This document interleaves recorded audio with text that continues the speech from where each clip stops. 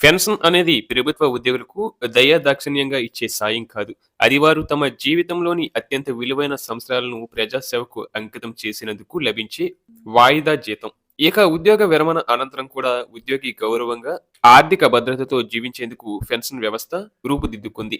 అయితే నేటి సామాజిక, ఆర్థిక పరిస్థితుల్లో ముఖ్యంగా 70 సంవత్సరాలు దాటిన పెన్షన్దారులకు ప్రస్తుత పెన్షన్ పరిమాణం సరిపోవడం లేదు. వయసు పెరిగే కొద్దీ పెన్షన్దారుల జీవితంలో ప్రధాన సమస్య ఆరోగ్యం, దీర్ఘకాలిక వ్యాధులు, ఆస్పత్రి వ్యయాలు ఇవన్నీ పెన్షన్‌పై తీవ్రమైన భారం మోపుతున్నాయి. మరోవైపు ద్రవ్యోల్బణం కారణంగా నిత్యావసర వస్తువుల ధరలు నిరంతరం పెరుగుతున్నాయి. ఫలితంగా పెన్షన్ వాస్తవ కొనుగోలు శక్తి క్రమంగా తగ్గిపోతుంది.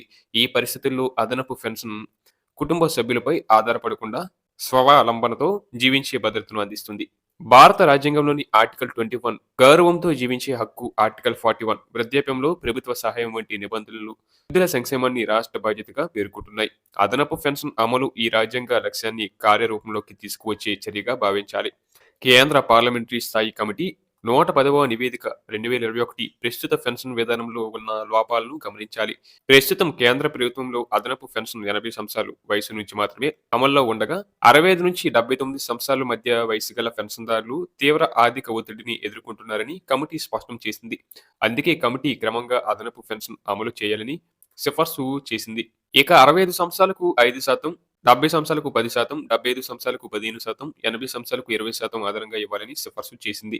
తెలంగాణ రాష్ట్రం ఇప్పటికీ 70 సంవత్సరాల నుంచి అదనపు పెన్షన్ అమలు చేస్తూ కేంద్ర సిఫార్సుల కన్నా మెరుగైన శాతాలను వర్తింపచేస్తుంది. ఇది ఆర్థికంగా సాధ్యమేనని, పరిపాలన పరంగా అమలు చేయదగినదేనని స్పష్టంగా నిరూపిస్తుంది. అలాగే ఉభయ తెలుగు రాష్ట్రాల పెన్షన్దారులు ఒకే నియామక నిబంధనలు, ఒకే ఉద్యోగ విరమణ నియమాల కింద సేవలందించిన వారికి భిన్నమైన పెన్షన్ ప్రయోజనాలు కల్పించడం ఆర్టికల్ 14లోని సమానత్వ సూత్రానికి విరుద్ధం. ఇది అనవసర అసంతృప్తికి, న్యాయ వివాదాలకు దారితీసే ప్రమాదం ఉంది. ఈ నేపథ్యంలో ఆంధ్రప్రదేశ్ ప్రభుత్వం ముందు 2 సముచితమైన మార్గాలున్నాయి.